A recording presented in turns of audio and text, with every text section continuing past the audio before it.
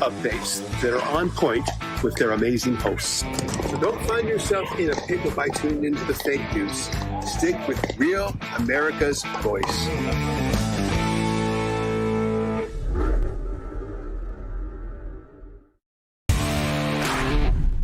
This is Giselle Chaffin. I'm from North Carolina. I'd like to let you know that RAV News is the best news. Number one news, truth seekers seek to find the truth. It'll set you free.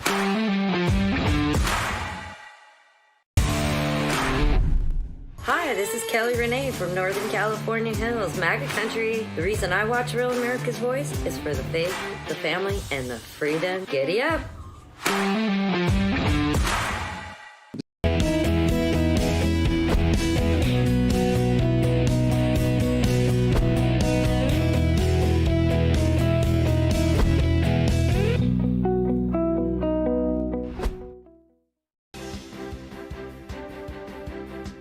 Just ahead on American Sunrise, a major Ukraine aid bill clears the House. Now the fight will move to the Senate. Will it survive there? Plus, a new push on Capitol Hill would phase out direct U.S. military aid to Israel. How far could it go? And what would it mean for America's closest ally in the Middle East? The author of the resolution, Indiana Congressman Marlin Stutzman. He will join us. Also later, a new route for anti-weaponization payouts after pushback over a proposed $1.8 billion fund. What is the Justice Department going to consider now? These stories, so much more, as American Sunrise starts right now. It is Friday, right, guys? This Freedom Friday, this Puppy Friday. Finally, we got to Friday because I've been calling it Friday for 2 weeks. Here we go. Let's go. Good morning, America. Welcome to American Sunrise.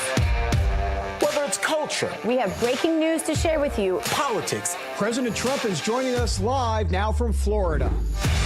We've got you covered. This is what it looks like to be a patriot. We have to protect the American family. The American dream is still alive. I'm David Brody. I'm Terrance. And I'm Dr. Gina.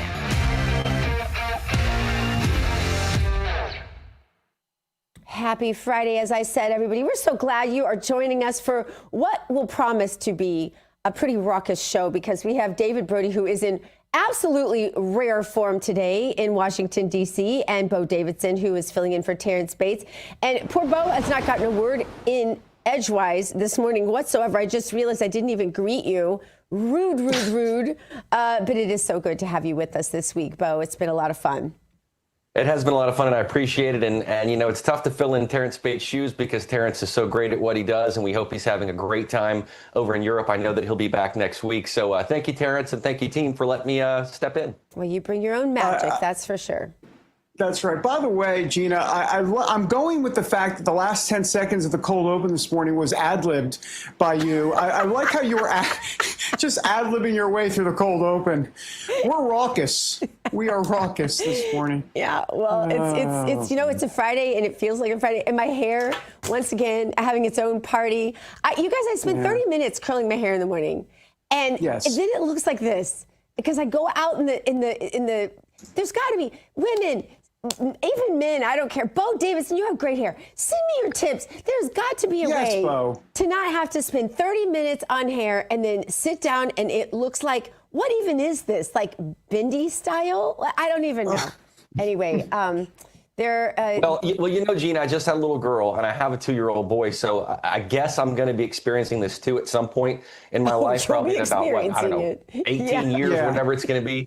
But yeah, it's going to happen. So, and my hair is very straight. It doesn't curl. My wife's hair is straight. It doesn't curl. I don't know how her hair is going to turn out. But bottom line is I'm sure I'll be dealing with some of these issues at some point. Girls are a little bit of maintenance. Trust me, I can fast forward to some of those issues as well. Yeah. I'm shopping for Rogaine as we speak. All right. Listen, here's the deal. Let's talk. Let's go from curling our hair to news because we transition in weird ways here on the show. The Senate advanced the $70 billion immigration bill on a 52-47 vote. So basically, the president's going to get his money, at least from the Senate, for the rest of the term. We'll see what the House does now that has passed, because it's got to go back and forth. It'll fund ICE, CBP, all of that. They did vote down, however, Gina, the Save America Act. It was going to be attached to this reconciliation bill. It will not be in there. Thanks a lot, Mitch McConnell, Susan Collins, Tom Tillis, Lisa Murkowski, the four horsemen, if you will. Yeah, well, I'm curious their stated reason, just the war? Well, I don't know. I mean, I just think that they have problems with the safeguards of who knows? I really have a hard time articulating their position other than, they're drinking the Washington, D.C. Kool-Aid. And they just think that there's not enough safeguards in place, and they've been hanging around Democrats too long. That's the only thing I can think of. Hey, David and Gina, here's the head scratcher for me of those four horsemen you just mentioned. Susan Collins. Why? Yeah. And I say this because you're in a tight race with Graham Plattner. Yesterday, you had all these allegations from ex-girlfriends come out about Plattner saying he was, a sadist, basically, that he had fantasies about raping people who invaded his house. All this bad information about his ex-girlfriends, yet he still holds a slight lead in the polls over Collins. And interestingly enough, in the polls, you have more men supporting Collins. You have more women supporting Plattner. It's very, very weird. And I'm just saying, why in the world would Susan Collins vote against the Save America Act? What favors does it do her in her election? No, it's a good question. But Maine isn't Alabama. Maine isn't some of these other states. So, I mean, I think she probably, she's been up there for a long time. So I think she reads the pulse pretty well. I mean, she keeps surviving election after election. Trust me, if she knew that Save America Act was the rage in Maine specifically, she'd vote for it. I mean, but we'll see. We got to get to the Bible verse. Yeah. Don't we have to do that? I guess. Yeah, I don't know. I just am glad that I don't have to vote in that election. Like, what would I do?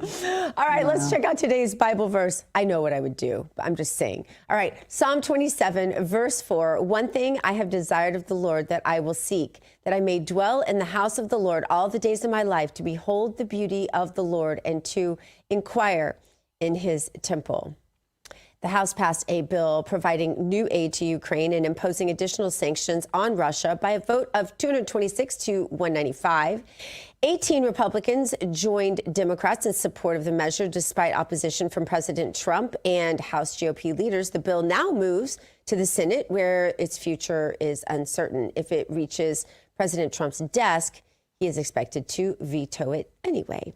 So now let's bring in Indiana Congressman Marlin Stutzman, no R in there. We can't talk, we can't write, we can't text. We have, I think David was saying 85% retention today. But you know what? We're dadgum glad to have you on the show this morning. Great to be with you. I love how you went from talking about the Senate to a Bible verse. We do the same thing here because that's the only thing that makes any sense. Exactly. What's your take on all of this? Can you make sense of just any of it, actually? Well, you know what? It's a complicated time right now in Washington, especially, because we're coming into election season. And I think that's why a lot of this doesn't make sense, because you have all these different dynamics related to the elections. Of course, Senator Cassidy was beaten in his primary in Louisiana. Senator Cornyn. Mitch McConnell is retiring. Tom Tillis is retiring. The one that kind of baffles me is Senator Collins. She should be one that should be voting for the Save America Act. But you know what? I guess we're getting done something and getting the funding needed for DHS this week. And while we're not getting the things done that are really going to matter in the long run, this is an important step. Secretary Mark Wayne Mullins came in this week to speak to a group of us for lunch. And he's like, guys, I need funding. And he said, I have too many agents that aren't getting paychecks. They're doing probably one of the toughest jobs in America right now, keeping our country safe. And it was interesting, too. He even mentioned the suicide rates are up within his department, which is really sad to hear. But that's why we need to move forward, get this funding done, come back and continue to fight. I always applaud Senator Lee for his fight to push the Save America Act. And then, of course, we turn around and vote for more funding for Ukraine. So it makes no sense why we're going to send more money to Ukraine when we can't even make sure that the elections here at home for our own people are secure and safe. Yeah, Congressman, let's continue to talk about funding. You've been in the news this week. You've introduced a resolution that would draw down America's financial commitment to Israel, instead make it more like a broader joint investment partnership. So tell us about that. And what's the goal exactly? I mean, I guess the question is, how would less money for Israel keep them and America, more importantly, more secure?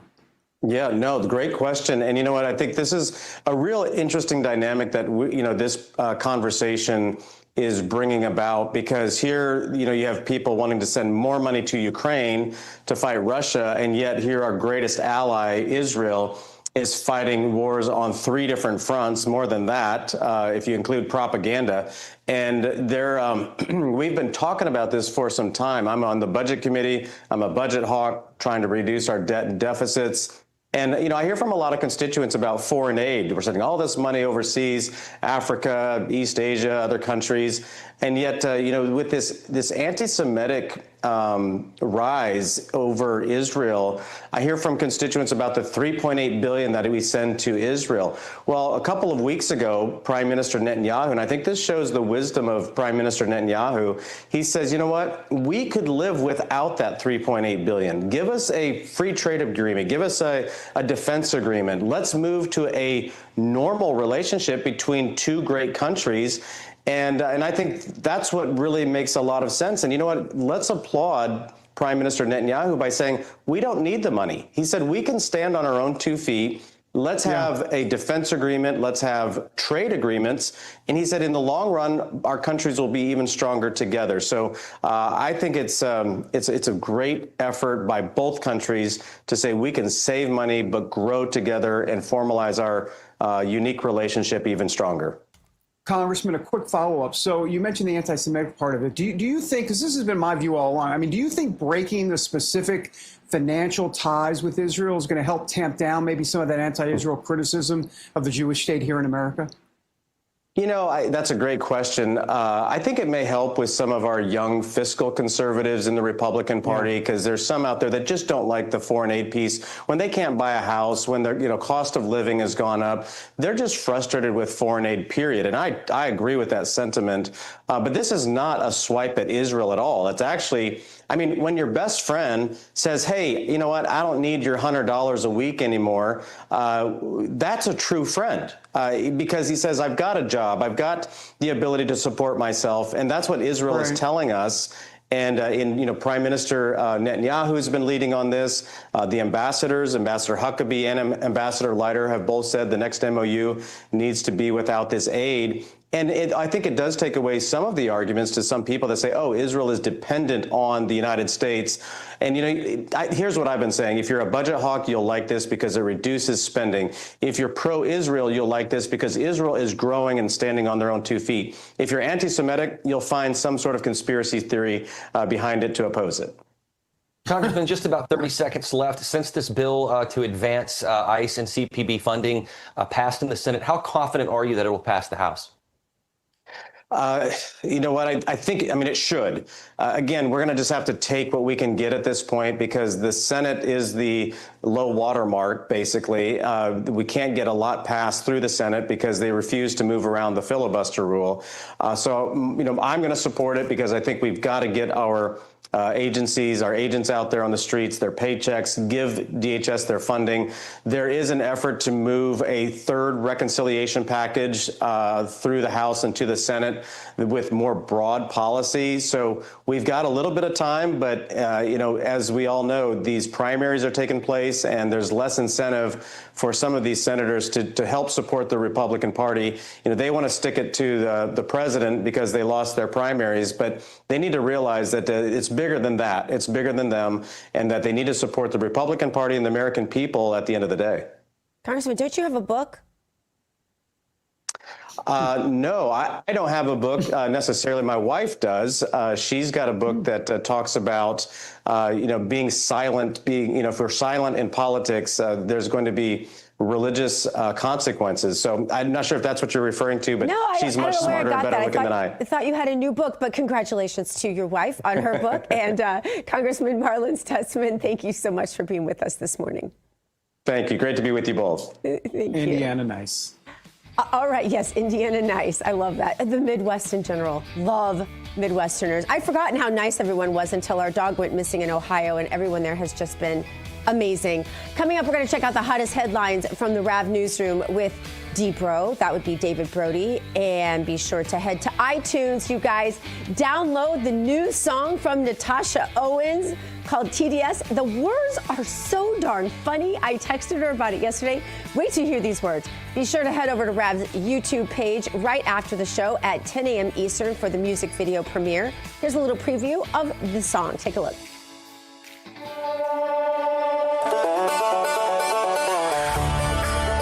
America's music is turning it up with Natasha Owens' brand new song, TDS. 'Cause you got that TDS. You've tested positive. There's nothing I can do for chronic low IQ. It's TDS. Funny, fearless, and guaranteed to trigger the meltdown crowd. This is the anthem everybody's talking about. Scan the QR code right now or search TDS by Natasha Owens on iTunes and download it today.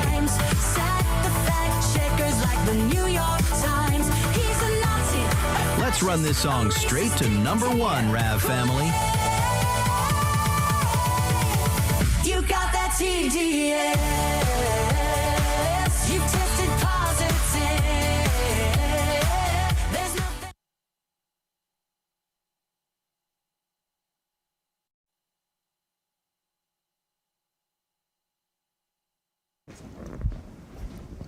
Hey, Tracy, it's David Brody. Hello, hello. Do you know what Pierce was trying to tell me? Hey, how are you?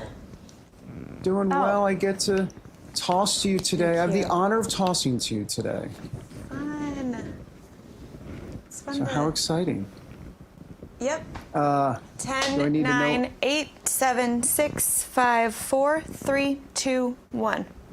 She's literally blasting off. Tracy is blasting off into space. It's like her own countdown. Yeah. What do we need to know about Pardon? the weather data? Should I make me look smart, Tracy? What How will I should know say? that? The clock? Kilauea, I think, just Do you want me hit. to do a countdown for I've you? got a video of its last eruption. I think now you know what? it's Can I ask you Okay. at a record number of eruptions. See if I can do anything with this during woolly this hair. episode. Good morning, Tracy. I'm mad I don't get to do weather with you. I know that's You're mad? fine. Yeah, I'm going to pitch a little fit in a minute. I just love Tracy. Thanks. I'm from the Midwest, that's why. That is why. We're Midwest sisters. Yeah. Right? Where are you from, Thank Tracy? you, sweetheart. I'm from Minnesota. Minnesota. Hey, what's going to happen in that race for governor? You know what? I don't even know. That's why I moved to Florida. I pray for Minnesota.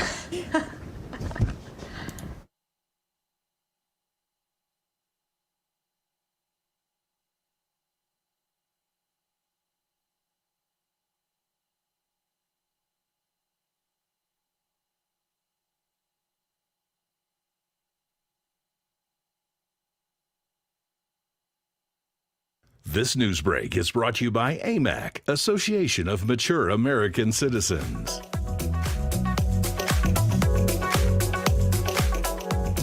Take a wild guess where that is. It's not Newark, New Jersey. I can tell you that. Cape Town, South Africa. Who's bumping in with that today? We are here on American Sunrise. Welcome back, everybody. I'm David Brody. Guess what? It is a narcissistic segment. I'm all alone in this segment, and I'm about to toss to myself with the real headline, sponsored by AMAC. The Association of Mature American Citizens is the conservative voice for Americans 50 and older. AMAC is fighting for the values that you hold dear. Join today. Together, we can write the course of America. And I'm back. The Senate has passed a roughly $70 billion immigration enforcement bill, giving President Trump a major funding win for ICE and Border Patrol. The measure cleared the chamber 52-47. No support from Democrats. What a surprise. And it now heads to the House. The package would fund immigration enforcement through the end of Trump's term, but does not block that separate $1776 billion anti-weaponization fund that critics say could benefit Trump allies. Democrats and some Republicans tried to ban it and redirect it, but those efforts failed, so that is good news. Meanwhile, former Trump National Security Advisor John Bolton has agreed to plead guilty in a classified information case. The Associated Press reporting this morning that Bolton will plead guilty to one count of retaining classified information under a deal with the Justice Department. The case initially included 18 counts. So under the agreement, Bolton would face a $2.25 million fine, but could avoid prison time. The judge will have the final say at sentencing. And finally, a case of New World screwworm has been confirmed in a calf in Zavala County, Texas. This is the first such U.S. livestock case reported in decades. Officials say the parasite was found in a 3-week-old calf. The New World screwworm feed on living tissue in warm-blooded animals and can be deadly if left untreated. The CDC says no locally acquired human cases have been reported in the U.S. and the risk to people remains low. Federal and state officials say they're working to contain the case and prevent any further spread. All right, now to the forecast, and here to update us is Weather Nation meteorologist Tracy Anthony. Tracy, I have the honor of tossing to you today. I'm so excited. Good morning to you. Hey, good morning. I know it's fun to, kind of get to chat with each one of you over the last couple of days, but, I think we all miss Terrance too. We do miss Terrance. What do you got going on? This is a look at Kilauea in Hawaii. So this volcano has now set a record for the most eruptions during they call it eruption period or episode. So 48 lava fountains and eruptions have occurred, and this was back on Monday, but just such a cool shot. I love when they post these videos. Speaking of lava and heat, hey, the Northeast, you're going to be warm once again today. We're talking temperatures in the 90s, Baltimore 94, DC 93. So David, that's you. You could be setting a record daytime high, not just today, but that heat will stick around into tomorrow until we have another system swing through and bring in some rain and some cooler air. But also tracking Great Plains severe weather through the weekend. So that will stick around even into Monday. With the storms, we do have a good amount of rain, and that's going to lead to the potential for some flooding. And then once again, we're tracking the tropics. The Atlantic Basin looking quiet, but out in the Eastern Pacific, that's where we did have Amanda and a few other areas we're tracking, David. All right, Tracy, appreciate it. We're going to see you in the next hour with our lucky hometown forecast, and we'll go from there. Tracy, thanks for being here. Yep, don't forget to download the Weather Nation app as well for your latest updates all weekend. I needed to say that, but you said it, so you've got it. I got you. You're on top of it. You got me. You got me, sister. All right, thanks a lot. Okay, I just sounded cool by saying that. I'm really not cool. Coming up next, Israeli Prime Minister Benjamin Netanyahu speaks out after that high-stakes and profanity-laced call with President Trump. Where do things really stand between the two leaders? And what does it mean for Israel, Iran, and America's role in the Middle East? We're breaking it down next.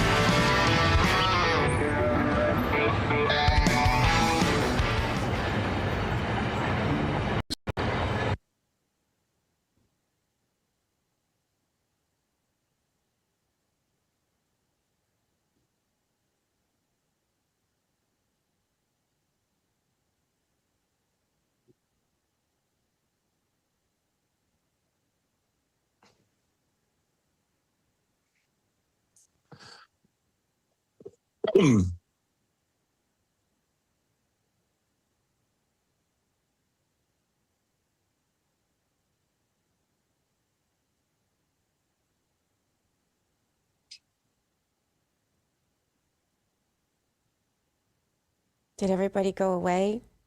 Is it the rapture? Yes. No, I'm actually here. The rapture's happened, and I'm still here. What'd you say, Gina, David? So are you. Producers talked over you. What'd you say? I said the rapture happened, and we're still anchoring American Sunrise. Not a good day for us. I believe that's where I say run for the hills. Yeah. I got to get in the chat. Gosh. Speaking of. Good morning, Rick. Good morning, Rick? good morning, good morning. That's 3 good mornings. Hello. It's my thing. It's your thing. It's your jam. Yeah, it's... I do that too, like with certain people's names. Like we have this woman in our chat named Tina, and for some reason, every time she gets in there, I'm like, Tina, Tina, Tina. She's like, why do you do that? Yeah. I'm one of these people that says stuff in 2026 to my kids, and they're like, Dad, that was like in 2018. Oh, yeah, that too, yeah.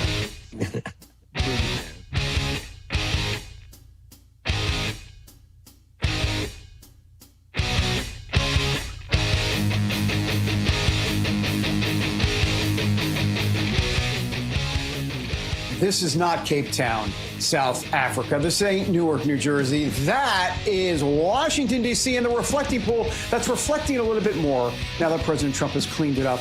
And I don't see Forrest Gump anywhere in sight. Welcome back, everybody, to American Sunrise. All right, Israeli Prime Minister Benjamin Netanyahu was asked about that recent call with President Trump, where 47 apparently told Netanyahu, hey, you are blanking crazy when it comes to Israel's actions inside Lebanon. I did that with the whole accent and effect and everything. Here's Bibi. Take a look. If you think this is a crisis, you should be in some other conversations. But we've always found a way. We have so many agreements. We agree on the main things. We want to get Iran, the nuclear program in Iran, finished. We want to make sure that Iran doesn't pose a threat to Israel, to the Middle East, to America, that it doesn't develop nuclear weapons and the means to deliver them, not only to Israel and to every capital in Europe, but to every city in the United States. That's our common goal. That's what we set out to do. And to expand the circle of peace, as the President and I did in the Abraham Accords together. So we have common goals. Sometimes we have, as in the best of families, you have these tactical disagreements. We always find a way to work them out. And we do so as great friends. We can disagree in the morning, and by the afternoon we have common action. All right, let's bring in the founder and CEO of Tower Strategy, Rick Delatorre. Rick, thanks for being here. So it's like a scene out of Real Housewives of Israel or something like that. I don't know what's going on here. Friends are going to argue. Good morning. I guess, good morning. That's part of the territory. What do you think? I mean, how substantial is this disagreement here when it comes to what's happening inside Lebanon? Good morning to you. Well, look, the Lebanon issue is not separate from Iran. It's one of the bargaining chips, right, that Iran has. Hezbollah fired into northern Israel after President Trump said Israel would not hit Hezbollah targets. And that's important. That tells you that Hezbollah thinks a ceasefire is not really in effect, right? That it's not a pause. So what they're doing is they're trying to test the line and see how far they could take things and incite a response from Israel. Now, Israel now has to decide whether it is dealing with a ceasefire violation or the collapse of that entire framework. And what we're hearing from Netanyahu and his senior IDF folks is that that they're going to respond. They're going to respond to Hezbollah when they need to. And the core issue here is that Iran is hoping that Hezbollah creates enough of a division between Israel and the United States so that they can continue to stall and avoid having to come to the table and actually work out a real framework for reopening the Strait of Hormuz. So, their goal is to kick and delay as much as possible until either after the midterms or until the political situation turns in their favor. Well, Israel and Lebanon have reached a U.S.-backed ceasefire framework aimed at halting fighting involving Iran-backed Hezbollah, though Hezbollah rejects the deal. The agreement raising hopes for possible progress in separate U.S.-Iran talks over Tehran's nuclear program. But Hezbollah's role and continued regional tensions remain major obstacles to any kind of lasting deal. What will this mean for a potential U.S. deal with Iran? I mean, I feel like these deals, Rick, are something that are like in name only. Like they don't mean anything. Like literally nothing. How do we? No, you're absolutely right. How do we get to something that's tangible? Well, I hate to say it. I don't think you can reach a deal with Iran. We reached a ceasefire originally to give a 2-week pause because the Iranians had told us that they'd reopen the Strait of the Hormuz at the end of 2 weeks and they'd come to the table. It's now 8 weeks later. And this isn't anything new. For over 4 decades, this has been the Iranian playbook. Stall, delay, publicly promise peace and love and understanding, but privately, become the world's greatest supporter of terrorism and launch, as much military campaign through proxies as you can that targets and kills Americans. So, it's only a matter of time, I think, before Iran, the political situation starts to change and Iran feels more emboldened. The American position here should be clear. A ceasefire that leaves Hezbollah armed south of the Litani is not a ceasefire. It's just a reload for them. So Israel should not be pressured into accepting a political fiction. Lebanon should be forced to choose whether it is a state or a hostage of Hezbollah. And Iran should not be allowed to trade Hezbollah's restraint in Lebanon for some sort of concession on Hormuz or uranium enrichment or whatever it is. So look, it's simple. No armed Hezbollah presence south of the Litani, no attacks on northern Israel, no Iranian veto over Lebanese sovereignty, and anything less is just simply not peace, right? All they're doing is just managing the situation in hopes that politics break their way. Rick, we just got about 30 seconds left. President Trump has reportedly told aides he does not plan to resume full-scale military action against Iran unless American troops are killed. So I was just curious, do you think the ceasefire holds? And I guess a bigger, broader question for me is, how long can the Iranian regime hold out? What cards do they have militarily and monetarily that would enable them to hold out for an infinite amount of time? But it seems. Well, look, we need to be thankful of this administration. The Trump administration is the only one that, in the last 5 decades has actually focused and has done something to strengthen Iran. I will say, right, in the last few weeks, Iran has gone from projecting that power and that evil everywhere to being nearly crippled. And that's all because of this president. No one has ever done that before, right? So we should be supportive and we should be a little bit more patient. However, the Iranians, outwardly they're gonna broker, they're gonna claim that they want peace, but what they're going to do actually is just stall and delay in hopes that the political thing wraps in their favor. We need to stay the course on this. Rick, great to have you. We hope you have a great weekend. We always love your analysis. It's great. Spot on. Thank you. Great. Greetings from Mexico. Oh, very nice. All right. Say hi to the cartels. All right. I'll try not to. Yeah, maybe not. All right. Not that you were with the cartels. I hope that wasn't the. What did I do? All right. Coming up, could popular weight loss drugs like Ozempic and Wegovy play a role in the fight against cancer? New study is raising questions about those GLP-1 medications in advanced disease. We're going to break down the facts next on American Sunrise. What happens when some of the biggest patriotic voices in America gather aboard one of the most iconic warships in U.S. history for one unforgettable night? Moms for Liberty proudly presents From Sea to Shining Sea, live from the legendary USS Midway Museum in San Diego. June 6th, patriots from across America come together for an unforgettable black tie celebration, honoring 250 years of American freedom and 5 years of the Moms for Liberty movement. This star-studded night will feature powerful speeches from Glenn Beck, Sage Steele, and more. Breathtaking performances by Mary Milben and Real America's music artist Natasha Owens, emotional tributes to America's heroes, and a stunning fireworks finale exploding over San Diego Bay. And Real America's Voice will be there every step of the way with exclusive interviews, behind-the-scenes access, and live reports from aboard the iconic USS Midway. From Sea to Shining Sea, only on Real America's Voice.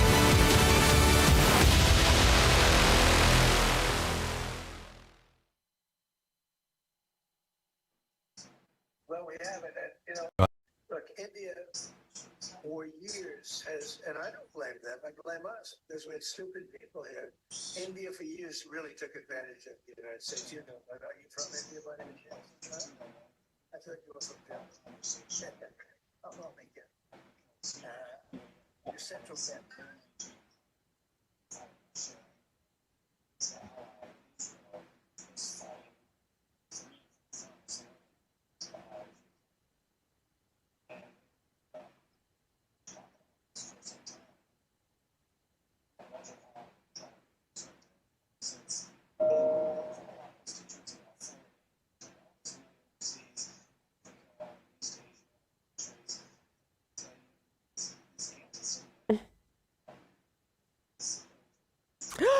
Good morning. Hey, how's it going? Did you have a late night last night? Yes. I thought about that after we booked you. I'm like, oh, poor Robert. This is going to be hard for him. I'm a Ranger, baby. Let's do this. That's true. You've done worse things in earlier hours with less sleep, That's right? Yes. Yes, ma'am. Yes, ma'am. We got a country to save. How'd it go last night? Fantastic. Oh my gosh. Absolutely fantastic. It looked amazing. Thank you for all the pictures. Oh yeah, you were there with us in spirit. Everybody was amazed that, you know, you had the video there too, and they're like, "Oh my gosh, it's Dr. Gina!" Oh yeah, I'm sure that was like not the highlight of their night, but oh my gosh, it looks like you did a great job, and everybody had a great time, and the auction looked amazing. I wanted to buy everything.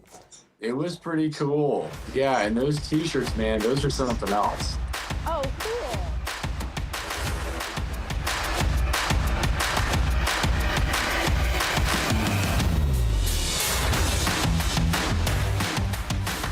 That is live at the White House, if you can't tell, with the big bouncy house back behind it. David, Brody, and I are going to host a party there at the big bouncy house and bring all of our friends to jump around. Totally making that up. It should be a cool event, though. But I think only like, I don't know, someone told me only like 1,000 people can actually go to it. I know that's a lot to do for 1,000 people, but I bet that's a high dollar item. Welcome back to American Sunrise. I'm Dr. G. We are glad you are joining us this Freedom Friday. Yes, Puppy Friday. It is time now for today's health news, sponsored by the wellness company Under the Microscope. Today, a new study suggests GLP-1 drugs, including Ozempic and Wegovy, those sorts of things, I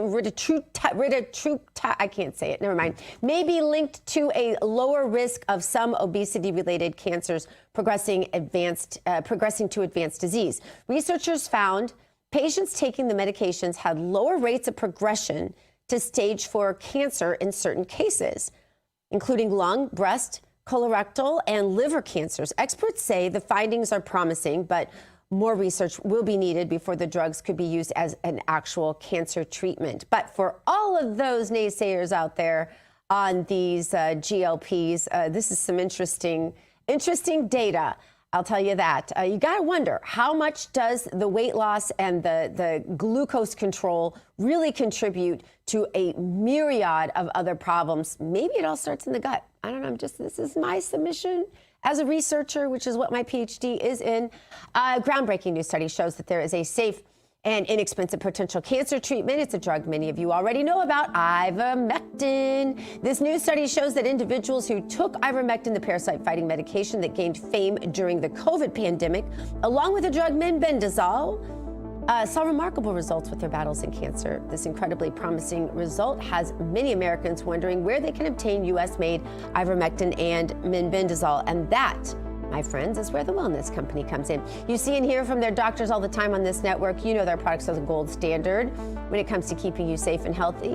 The wellness company makes American-made ivermectin mebendazole, and it is available to Real America's Voice viewers at a nice price point. Say no to Big Pharma's greed, no to Big Pharma's poison. Say yes to a company you can trust to bring you safe, affordable, effective treatments. If you or somebody you love is interested in trying this combination, then I urge you to go to twc.health/RAV. Today, give it an order. That's twc.health/RAV. Use the promo code RAV. It'll save you 10%. All right. The Justice Department is reportedly looking at other ways to pay claims from people who say they were politically targeted by the federal government. The Wall Street Journal says the move comes after pushback against the $1.8 billion anti-weaponization fund. The Journal reports officials are exploring existing legal channels, including the Federal Tort Claims Act.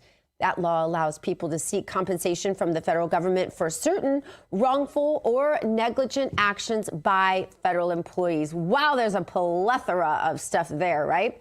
Let's bring in J6er and Army Ranger and teacher and author and now filmmaker, Robert Legoman Morse, who had a big event in Dallas last night that I had to miss, but we're going to talk about that in a minute. I want to get to this because to me, this is about more than a fund. Trump has backed off of it. I want to keep the public pressure on and pave the way as patriots for him to feel like it's imperative upon him to prioritize this fund. And it's not really about the money. And I know it's not to you either, Robert. You and I have become best friends. But so I want to say this is about making sure this never happens again to our children, this political persecution that you and your family and so many like you have been through. Talk to us. Well, thank you for having me on, Dr. Gina. It's always a pleasure. And I find it hilarious that the very same people who want to try to say that everybody needs to pay even more taxes so that reparations can be doled out to people who never did any time as a slave want to reject the opportunity for real crimes that were committed on the American public to be restored. So you've got the Schiffs and the Gavin Newscombs and even Thune, who I'm not really impressed with. They've shot themselves in the foot yet again. But it's very sad because the things that the January 6th went through are horrific. And there's no amount of money that can give us the 4 years back that the imposter president and his Department of Justice took from us. But it is about principle. And so I agree with you. If we had the reestablishment of a fund, granted, I wish it came from Nancy Pelosi's checkbook and not the American taxpayer. Yes. Y'all paying way too much taxes anyways. And she admitted guilt. So let's have Nancy Pelosi pay that amount of money. But it's actually about exactly like you said, making sure this never happens again. So I hope that that fund comes back. I hope it exists. My wife and I were actually really excited about dreaming, hey, maybe we can actually have a home of our own and maybe we can rebuild our lives after how much we've been struck down and decimated by the Democrats that let this all happen to us. But I think this was also a chess move on behalf of Donald Trump. I think this was suggested. Yes, I think he's sincere, but I also think he's just now exposed exactly who the haters are so that when the time comes and this thing does follow through, I think it's going to be bigger, and I have an answer for that why. But I also think that he's realizing who is exactly on his team and who is not. As the master chess player, we know Donald Trump to be. Yeah, he is. And a lot of times he does throw things out there to see what the base does with it. And this might be an example of that. At least I hope so. You and your brand new wife, Olivia, are living personification of God's promise that all things do work together for the good of those who love him and live according to his precepts. And about that, you have a new movie, Love on the Run. This is a passion project, but this is to ensure more than a story is told. This is to ensure that things like what have happened to you and Olivia, things like what have happened to those who were killed that day, 5 of them, all Trump supporters. This is to ensure that the gross negligence on the part of our government never happens to the next generation. That's right. So, and thank you very much for that. So our first major film is Love on the Run. It's based off of the love story between my wife and I, and it not just exposes the lies of January 6th to the American public. It doesn't just expose what every January 6er had to suffer while they were incarcerated. It also goes into how 2 characters, both my wife and myself, relied on God for our deliverance, and we witnessed a true miracle through the pen of Donald Trump so that we can meet, fall in love. And for the first time in a long time, you get to see a Christian conservative film company give the audience happily ever after. So my production company, Lego Man Productions, with 2 G's, is making this movie. We're in pre-production as of right now. Principal photography starts in August. It's a $21 million raise, but we are confident that even if the fund doesn't come through, that the American people want to see the truth so much that they'll do everything it takes to see this movie in the theaters, because you're exactly right. This never should have happened in American history, and it won't if we are successful at making sure that we go on the offensive in the culture war like we are at Lego Man Productions, so that this thing that happened to my wife and I never happens to your son or daughter. And that's the whole point, as well as honoring God the entire time. Yeah. And definitely remembering those who didn't make it through, you know, the Matthew Parnas and Roseanne Boylan's and all the rest of them, and people like Mickey, who has to go on with her life after seeing her daughter shot down by a cop who has never even been punished for it and continues to be promoted to this day. Those sorts of injustices, I know it's your heart to correct them. And I know this audience wants to be right there with you. Lego Man Productions, Leggo Man Productions, because that Lego, just the word Lego, is probably pretty well protected. But I also don't want to go back to court anytime soon. Yeah, exactly. So tell us, that's the website where people can find more information about the movie. Yes, so LegoManProductions.com with 2 G's. You'll hear our mission statement, our 2 films that we have in production, and stay tuned with all of our updates. Stay tuned. Robert Lego Man Morse, he was the mastermind behind J6 because he had a sealed Lego set in his boyhood bedroom. Can't make this stuff up. We love you. Thanks for being with us. Thank you very much. Absolutely. All right, more American Sunrise after the break.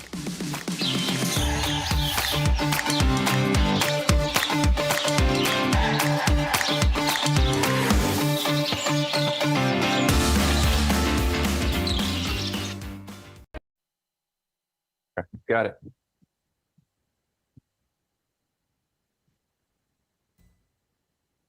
Got it.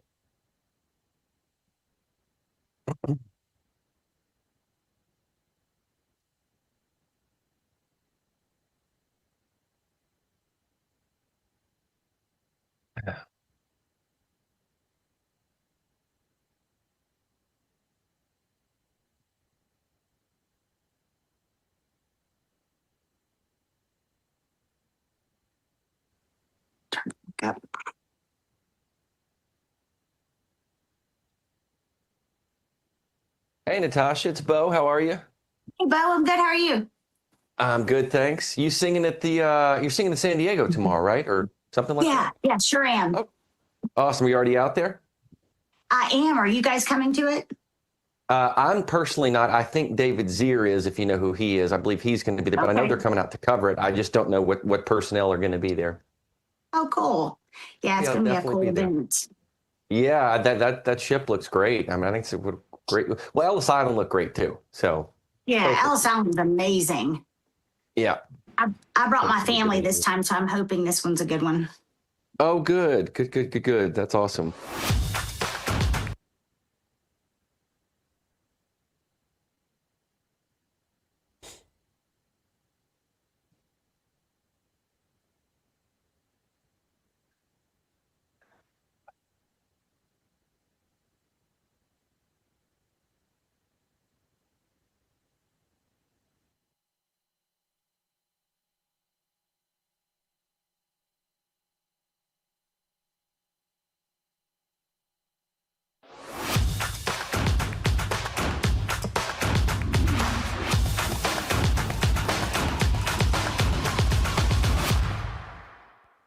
All right, folks, next time you're at the grocery store, try to find a single origin organic coffee.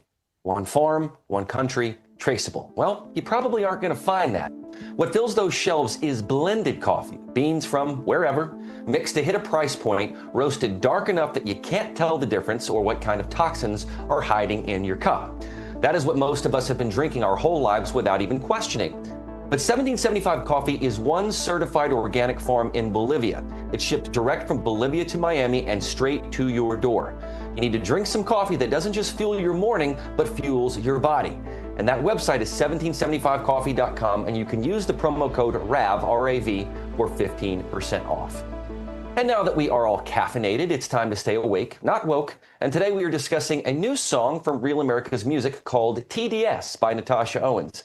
Natasha is at it again with another hit, and here's a little preview.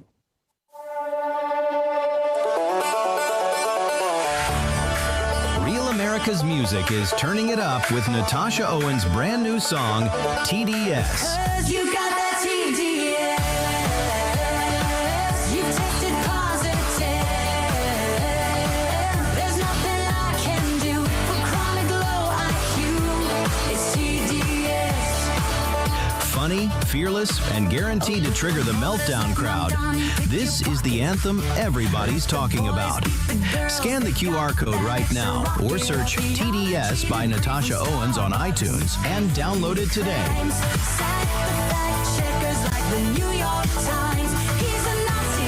Let's run this song straight to #1, Rav family. You got that TDS. You tested positive.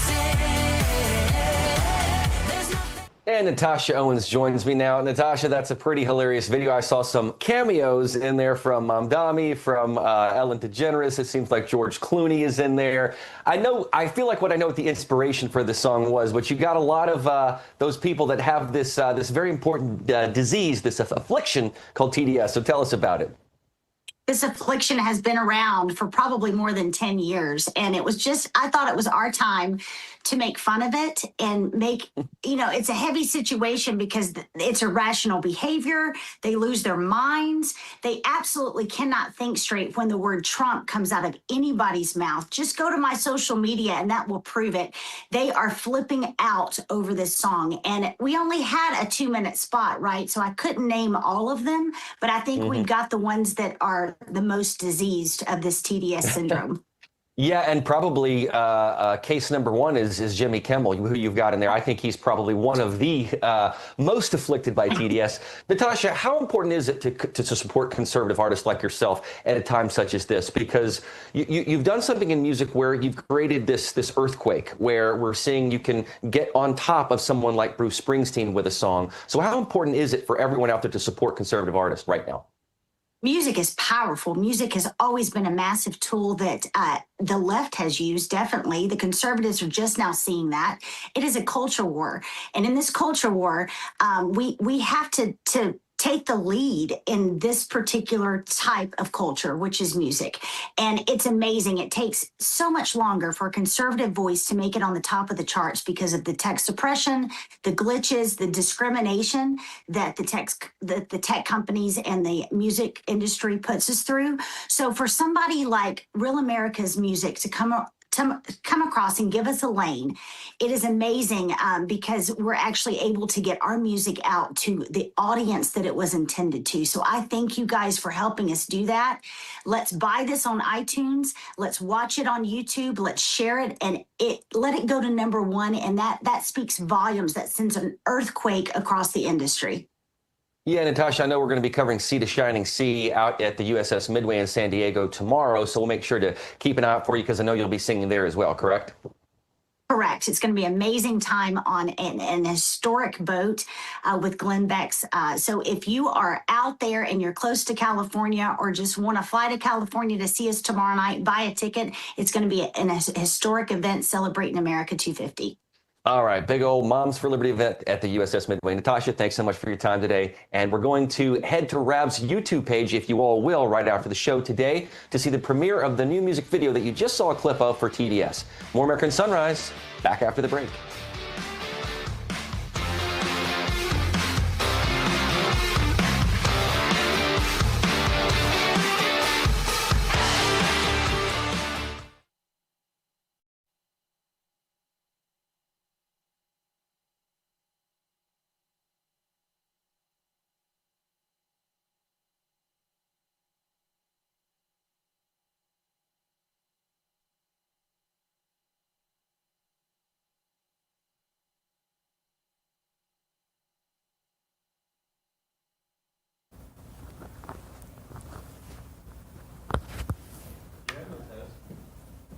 Can you do your program? Good morning. Good morning. Good.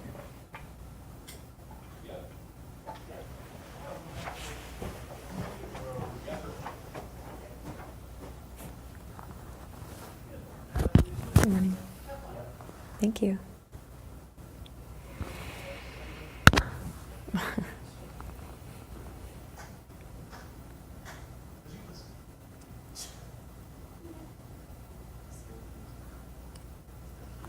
Do you say because I listen? That's funny. I'm obedient.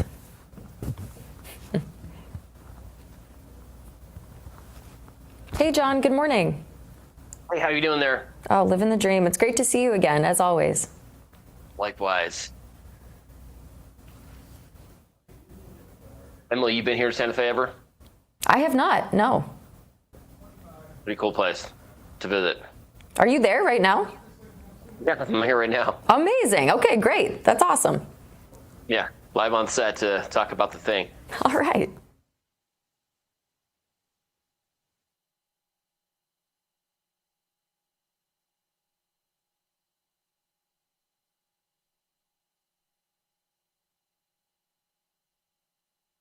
God bless the USA. In the beginning, God created the heaven and the earth. Welcome back to American Sunrise. It's time now for our Moments of Faith, brought to us by Lee Greenwood and the God Bless the USA Bible. In focus today, a more than century-old mystery in Santa Fe, New Mexico, is drawing renewed attention. The Loretto Staircase, built after Sisters of Loretto prayed a 9-day novena in the late 1870s, has long been linked by believers to St. Joseph. The spiral staircase has no central pole for structural support, no visible nails, and remains a symbol of faith and mystery. Let's now bring in the president of Catholics for Catholics, John Yep, who is on the scene this morning in Santa Fe. John, always great to see you. So tell us, what is going on there with the Loretto Staircase? It has brought up renewed interest. It's amazing the amount of people that continue to come and visit this place today. You mentioned that it's a staircase built around 1878 after the sisters had their chapel built and they had no way to access the loft. So the story goes they prayed a 9-day series of prayers to St. Joseph, Father of Jesus, and lo and behold, this carpenter shows up, builds this incredible staircase, which at the very least is an architectural wonder. There's no central pole, there's no nails in it, there's no external bracing, and here's the probably the most crazy fact of all. The type of wood is still to this day unidentified. It's a type of spruce which doesn't exist anywhere else in the world, okay? So pretty amazing just feat, one of the greatest architectural wonders in the United States. And I think the spiritual takeaway from all this, you may believe that it's Joseph, it's not Joseph, who knows? But for me, and for probably the thousands of pilgrims who come here and see this staircase, it's kind of like a symbol of who Joseph really was, the father of Jesus. For some reason, God the Father chose that man to teach his boy, Jesus, how to be a man. And there's so many lessons today from the life of St. Joseph that we can take home. Absolutely. John, I always love going beyond faith with you. This is so cool. I hope that all of our viewers are able to tune in to all of your coverage there in Santa Fe. How exciting that you were there to actually see it. Thank you so much for joining our show this morning. We'll be back with the second hour of American Sunrise in just 2 minutes. Make sure to stick around.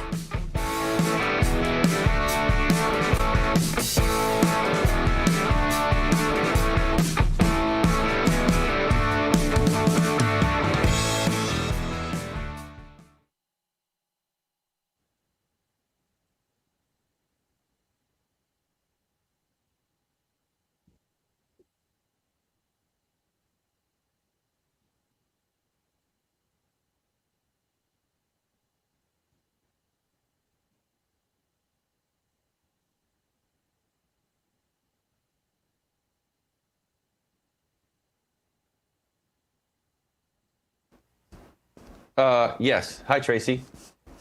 Hello, how are you? I'm good. Good. Are you talking to me this time? I don't think so. I think it's Brody, but maybe he stepped away. Oh, got it. You said you missed Terrance, so I guess I'm just chopped liver over here. Oh my gosh. No, I said I love chatting with all of you. Okay, I was like dying though the other day when I showed like I think the we all were. video, and then you're like, "Thanks Yeah, for the great forecast," and I was like, "Wait, what?" I know. Well, because it's the first time I think I've done the forecast, so I was like, Yeah. is there more to come? And then I'm looking in the prompter, and they're so good about giving me cues in my ear about, and I'm thinking like we got to move on. So I was like, I guess I better say goodbye because I had no idea. I didn't know there was more. Well, it didn't occur to me until afterwards that there was no forecast. Well, then I was like, I didn't want to like call you out, so I was like, okay, see you next hour. Yeah, guess we're not going to do the forecast. See you later. So I'm tossing to Tracy, right? Is that the plan?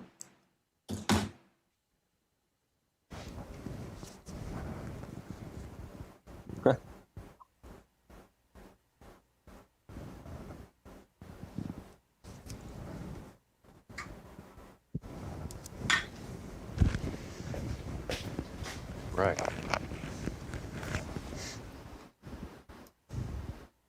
Congressman David Brody here. Can you hear us? Hey, thanks for being here today. Appreciate it. You bet. Thanks for having me on. All right. TGIF. Yeah, you got it.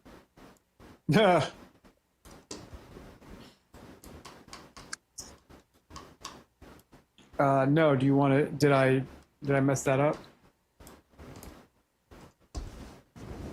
That's what I think I said that. Huh?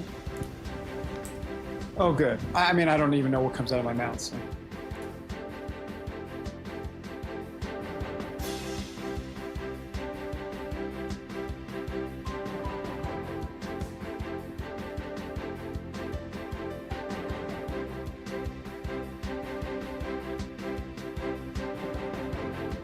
Look at that pretty Capitol. All right, coming up in our second hour of American Sunrise, the GOP, are they in revolt? 4 Republican senators side with Democrats to block one of President Trump's signature proposals. We'll talk about the political fallout in just a moment. Also, coming up ahead, votes are still being counted for California's gubernatorial jungle primary. Now, President Trump accusing Democrats of cheating in the Golden State. We're going to have those details for you as well. Also later, the Trump administration is reportedly exploring a new path to fund payouts for individuals claiming to be victims of political weaponization after backing off from the original $1.8 billion plan. We're going to talk about how this could unfold. Those stories, so much more. Second hour, American Sunrise, coming at you. Good morning, America.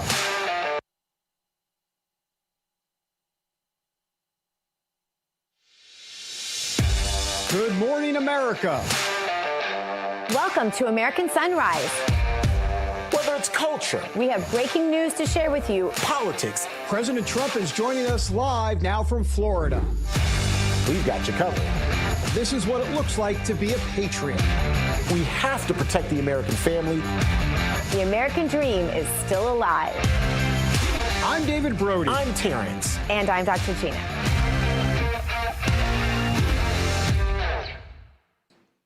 Welcome back, everybody, to the second hour of American Sunrise. I'm David Brody, coming to you from D.C. Let's bring in Dr. G in West Palm, Beau Davidson, also down in Florida, filling in for T. Bates this morning. Happy Puppy Friday, folks. Happy Freedom Friday. Happy Friday. It's a phenomenal Friday. That's phenomenal spelled with a PH. Never mind. It's a fantastic Friday.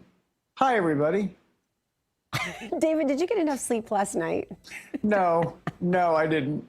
I've been off the rails since like 7:45 a.m. Eastern, even before we went on the air. You have. I mean, absolutely loopy this morning. I don't know what your night entailed up, but I hope it was as much fun as it seems like it was. I know what it is. David is so excited that the Knicks have won. He's preparing for major bedlam in New York, but he is so excited, I think, that the Knicks won game one in grand fashion. I think he's waiting for the championship. I think that's what he's doing. That's right. Gina, this is the a Knicks are big a basketball team. Deal. Yeah, this hockey championship coming up is a big deal. No, but it is. Like New Yorkers, they can't think about anything else. They can't talk about anything else. They're just like, whoosh. It's just that game. Those games. Do me a favor. The championship. How many? 3 games, I'm guessing? That's 4, Gina. 4. You have to win 4. But that's okay. Oh, Who's you have counting? to win 4. So we don't know how many games. So this could go on. It could go 7. It could go 7. Okay. It can go 7. Got it. Gina. Got it. I know you'll be watching. With bated breath. By the way, Knicks fans set people on fire too. Sadly, I mean, I'm not playing around. Literally, they were celebrating after Game 1, and somehow this woman got like lit on fire in her back, and they had to put the fire out. I mean, these are the crazy New Yorkers. I'm a Knicks fan, but I'm still from crazy New York. So I mean, whatever. Oh, did I just bring down the room? Sorry, I've just. Talked about someone on fire. Every time She's someone fine. says New York, I just think of New York street food, which I know everyone's going to say, I can't believe you eat that stuff, Gina, but yeah, I do. It's my guilty pleasure. Oh, it's phenomenal. Oh, it's the best. It's phenomenal. All right, let's check the weather. Should we do that? Let's just do that. Well, why not? Our Gina's confirmed we should check the weather with our hometown forecast, actually, and we've got Weather Nation meteorologist Tracy Anthony to give us that hometown forecast. Tracy, good morning to you. Hey, good morning. David, have you ever heard of Bad Axe, Michigan? No, I've heard of Battle Axe, but I haven't heard of Bad Axe. No. Nope. I hadn't either. And, we were talking about the mitten of Michigan yesterday. Bad Axe, Michigan is right on the thumb about, but kind of cool. I learned something new today from some of our viewers there. Trivia with Tracy, please. Continue Trivia on. with Tracy. Hey, that kind of like rolls off the tongue. That's kind of nice. Go In Bad monetize Axe, Michigan, though. Yeah. We are going to have a chance for scattered storms. This is a cold front that's working on through and could bring the chance for some severe weather. So seal the deal. You might be dodging some rain showers. So Bad Axe right on the thumb of the mitten of Michigan. Now we're taking you out to Bloomington, Illinois. Kind of a similar situation. We are going to be inundated with rain, a very active pattern here through the weekend and even into next week with Gulf air that continues to make it feel hot and humid out there, and we're going to wring out a ton of moisture. So, Red, I believe it was you that had baseball games in Bloomington. You may see some of those games canceled, especially with the storms that we're expecting. And then our last stop, Kansas City, Missouri. Thanks to Elizabeth. She was wondering about the rain here. We are expecting storms the next couple of evenings. Sunday, Monday will be more of a washout situation, so flooding is going to be a huge threat for Kansas City through the weekend. We are expecting the flooding threat for Saturday, Sunday, even into Monday. So the next 4 days, Kansas City is kind of right in that bullseye. So, David, that's what's going on for a few of our viewers in their hometowns. Tracy, we appreciate you as always. I hope you have a great weekend. I hope you have good weather. Yeah, thanks. You too. I mean, Florida, it's hard to beat, Hard to beat. Okay. Thanks, Tracy. Appreciate you. President Trump's push for a sweeping election reform package has hit yet another roadblock in the U.S. Senate. 4 Republican senators joined Democrats last night to block an effort to advance the Save America Act, a key piece of Trump's legislative agenda. Senator Susan Collins, Lisa Murkowski, Mitch McConnell, Tom Tillis broke with their party to defeat the measure. However, early this morning, the Senate did vote, actually, to pass the overall bill, 5247. It's a $70 billion immigration enforcement bill, and it funds ICE and Border Patrol through the rest of the president's term. The vote came after roughly 18 hours of amendment votes. Joining us now with reaction is Indiana Congressman Rudy Yakum. Congressman, thanks for being here. I thought the Senate was the most deliberative body in the world. I think it's the most debilitating body in the world. Good morning. Good morning. Thanks for having me on. This should be a really easy thing to do, frankly. Yeah, we've passed the SAVE Act now 3 times in the House. This is such a common sense measure. I mean, back home in Indiana, we've had voter ID for years in the Hoosier state, and it works very, very well. Frankly, it's quite simple. It's just like getting on an airplane. It's just like, frankly, buying a beer. You got to show ID. So we should be able to show an ID when you show up to vote here across this country. And when I'm home in Indiana and I talk to Hoosiers that I serve, many of them are shocked to find out that there are other states that you don't have to show an ID in. I mean, this is just such common sense. It's infuriating that the Senate can't get this across the finish line. Again, we've passed it 3 times in the House. 83% of Americans say that when you show up to vote, you should have to show an ID. We have to keep our elections safe and secure. This is a huge priority for President Trump. It's a huge priority for me, something I've been fighting for since the day I showed up here. So to have the Senate continue to fail to pass this is really quite frustrating. We want to see it passed again, it's just common sense. And 83% of Americans believe it should happen. And Republicans and Democrats. It's very broad, very bipartisan. And why every single Democrat continues to vote against this is really beyond my ability to understand. Yeah, and as you said, this is not the voice of the American people. Even Democrats want this. So Thune, get it together, man. Whip those senators. All right, Congressman, more than a dozen of your colleagues in the House also defied GOP leadership in a vote on aid for Ukraine. The Ukraine Support Act passed 226 to 195 with 18 Republicans joining Democrats. This bill would provide security and reconstruction assistance to Ukraine, authorize billions more in defense, financing loans. Congressman, though, when I look through our chat, and our chat is about as MAGA as they come, they're saying we're tired of funding everything. We're tired of funding everybody else. This is a sentiment that's out there. Well, the reality is, we can never forget that this whole debacle started under Joe Biden's watch. Russia invaded Ukraine. And frankly, President Trump has said it many times, and he's right. If he would have been president, Russia never would have done this. And so now this is a mess that was allowed to happen by Joe Biden that is now being cleaned up by President Trump. President Trump has been working very hard since he came into office to negotiate a peace deal between Russia and Ukraine. I voted no on this for a number of reasons, but one of the reasons I voted no is because the President of the United States has not come to Congress and said, I need these resources. Here are the things that I need from you in order to resolve this conflict. So while the president's negotiating this, we should not be getting in front of the president and forcing resources on the president that he may or may not want or may not need. So if the president were to come to us with a request for funding, we should consider that. But under these circumstances, this is not the right way to run a railroad, that's for sure. Yeah, that's a very important point, Congressman. I also want to ask you about Treasury Secretary Scott Bessent, who testified before the House Ways and Means Committee yesterday. Here was some of your interaction with the secretary. Let's take a look. Can you guess which one of these lines represents the Biden administration? Oh, probably the one that's red for torching the American people.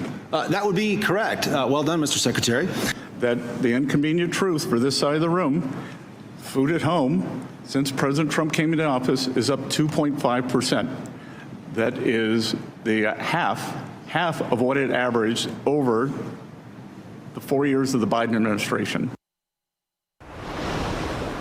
Congressman, Secretary Bessent just has a very eloquent way of speaking. I enjoy listening to him because I think he puts things in very pragmatic terms. He's kind of the happy warrior. What do you make of the Secretary's comments here in your exchange with him and just overall in his testimony yesterday? You know, when I was a kid, my grandfather, who was such a common sense, hardworking man, always used to say that figures never lie, but liars always figure.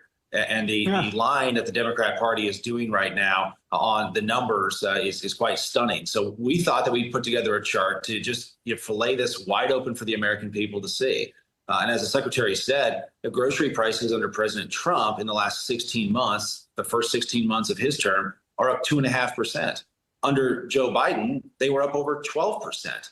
And when you compare the first 16 months of Biden's presidency to every other president, it's not even close to know the inflation that happened under Joe Biden. So he created this whole inflation crisis unnecessarily. And frankly, there were a lot of Republicans at the time who were saying that if you go and spend trillions and trillions of dollars from the federal government, you're going to create inflation.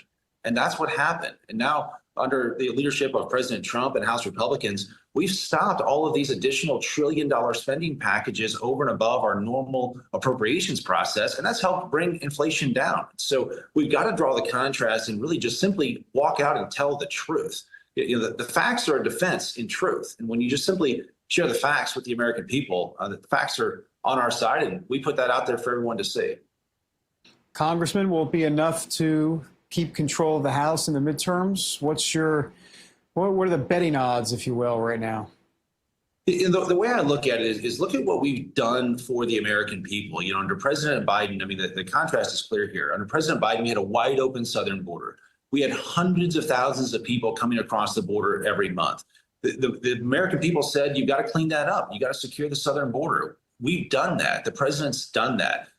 Americans deserve to keep more of their hard-earned money in their pockets. We delivered on things like no tax on tips, no tax on overtime. We've done tax relief for seniors. We've done no tax on auto loans for cars that are made here in America. We've provided an elevated child tax credit, an enhanced standard deduction. I mean, the list goes on and on and on of the things that we've delivered on for the American people. And my hope is that when we get to November, the American people will look at the results that we've delivered, not the Democrat rhetoric, and they'll reward us in November for the results that we've delivered. Congressman, great to have you. It's been an Indiana-themed show. Marlon Stutzman here earlier, now you as well. So Indiana nice. You people are nice, aren't you, in the Midwest? You know, we are nice, we're common sense, but we're also effective. And I believe in delivering results for Hoosiers here in Washington. And that's what I do when I come here every single day, is I work to deliver results for Hoosiers. When my job is done, as it is today, I'll get on an airplane and go home and see the family. The history, by the way, of the term Hoosier is absolutely fascinating. My husband enlightened me on that one time, and I've never forgotten it. It's pretty cool. Everyone should look that up. Would love to host you in North Central Indiana anytime you'd like. Oh, thank you so much, Congressman. All right, sounds good. Gene Hackman, Hoosiers. Okay, thank you. Appreciate it. Thanks, guys. Congressman. All right, we have more American Sunrise after the break, everybody.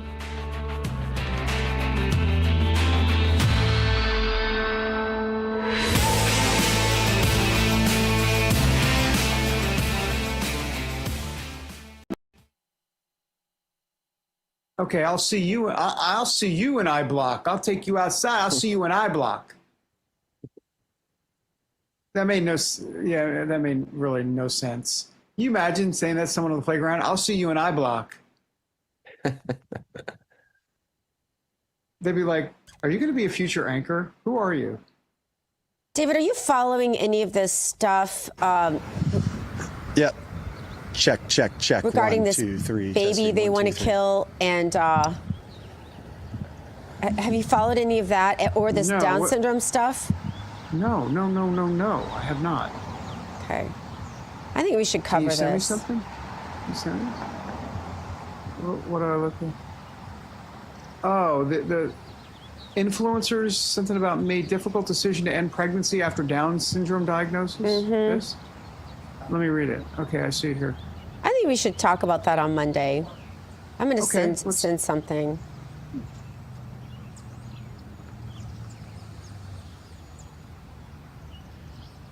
Oh, we should Gina, my gosh, we should totally talk about this.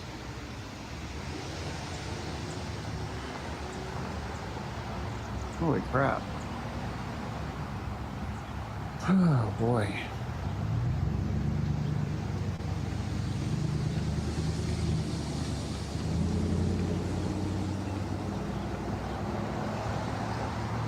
Hey, Ben, good morning. Hey, good morning.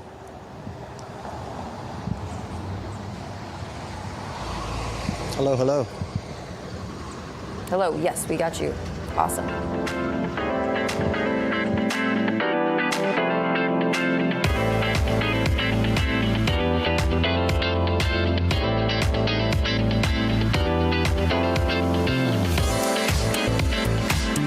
Welcome back to American Sunrise. President Trump is heading back to Wisconsin today for his first visit to the Badger State since winning re-election, with a major focus on agriculture and rural America. The president is scheduled to visit Chippewa Falls for a roundtable discussion highlighting his administration's farm policies and support for Wisconsin farmers. The White House says Trump will promote efforts to lower costs for farmers, expand trade opportunities, reduce regulations, and strengthen the farm safety net. Joining us now with a preview of the event is RAV correspondent Ben Bergquam. Ben, good morning. Great to see you. Set the scene for us. What can we expect today? Well, it's campaign kickoff season. We're heading into the midterms, and Wisconsin's a big one. He's going to be up here with Congressman Van Orden, talking about the benefits of having Republicans in power versus Democrats. And I'm sure it'll, talk a lot about energy costs and some of that. He'll have to thread the needle there, because clearly what's happening in Iran has affected that with some of the fertilizer prices being up. But in general, conservative policies are better for agriculture. They keep agriculture in America. And what you see what the Democrats have done, basically pushed our ag out of the country to foreign countries. So what President Trump's doing with Ag Secretary and others is bringing agriculture back to America and making it easier for American farmers to do their jobs. Absolutely, Ben. As you said, this is definitely a campaign stop. Give us a little bit of insight into the strategy of this stop, the strategy to go to Wisconsin and meet with the farmers there, especially during this critical midterm election year. Well, it's, you know, we're in the heartland. So you got Wisconsin, Iowa. Obviously, everything kicks off in Iowa, and then you know this is kind of where you go if you want to connect with the folks. This is one of the races that Republicans want to win, the congressional House races, and so I think President Trump. This is just the beginning of many stops President Trump's going to do, talking about again the difference. And you know, some people are talking about the cost of energy right now, but they're ignoring the fact that it was even higher under Joe Biden. Inflation was higher under Joe Biden, and so I think President Trump is going to contrast that. Again, it's a bit of a with you and me and people that actually pay attention, it makes sense. With the average voter, it will be interesting to see how that plays out, and especially how the next few months play out with the war in Iran and everything else. But that's really it. It's putting America first, talking about American energy independence, how that affects American farmers and ranchers and everything else. And so this is one of the key places, and it ties to a lot of the states around here that are also having the same sorts of issues and concerns heading into the midterms. Ben, I know that Wisconsin is way up north from our southern border, where you have been reporting extensively on the immigration crisis that has been taking place in the U.S. I do want to ask you about that. You've been traveling all over the U.S. Give us an update on what is going on with immigration. Well, yeah, no, the immigration crisis is all over the country. It was allowed in on mostly our southern border, but a lot of illegals came through our northern border. And sadly, the governor of Wisconsin made a comment saying he anticipates President Trump coming to northwest Wisconsin, but he's disappointed with how President Trump has treated, quote unquote, undocumented in the rest of the state. Sorry, Governor, they're not undocumented. They're illegal aliens that need to be deported. And that's what we're facing. ICE is facing all over the country because of governors like Wisconsin's governor, who care more about illegal aliens than they do American citizens. The impact on our southern border and northern border, illegal immigration has an impact on every part of our society. It drives wages down, it drives prices up, and it's also one of the things I'm sure President Trump will be highlighting while he's here. Absolutely, Ben, and I'm happy that you brought that up about the northern border. I feel like it always gets overlooked, but they are facing issues up there as well. ICE agents getting sent down to the south to deal with issues there, and they just don't have the resources up there. Ben Berquan, thank you so much for all of your coverage. Really appreciate you joining us this morning. My pleasure. Thanks. Coming up, we're headed down to Wall Street for the opening bell and insight into how to hold on to your hard-earned dollars with some common sense. We'll be back with more American Sunrise in just 2 minutes. Make sure to stick around.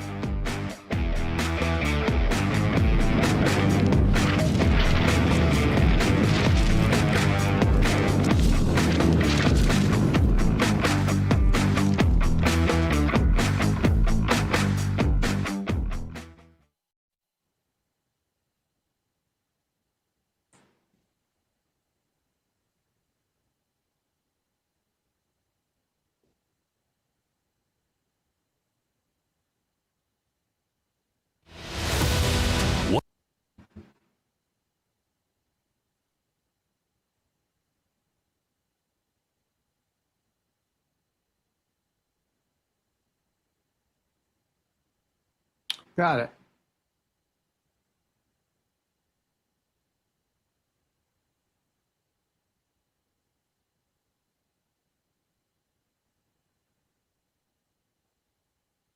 Okay.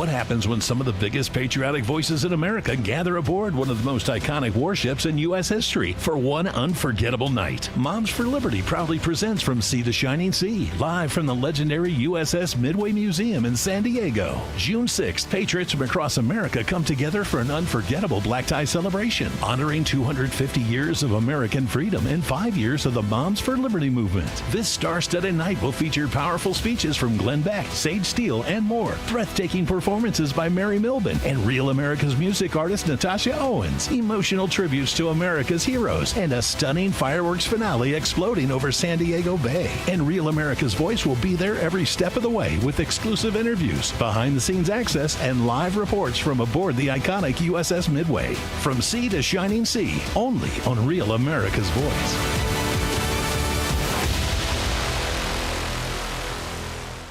That is going to be a great event. All right, and you'll see it right here on RAV. All right, welcome back, everybody. The bell at the New York Stock Exchange is going to ring in a few minutes. Let's take a look at the futures. The Dow up a little bit, but the rest down, red, not good.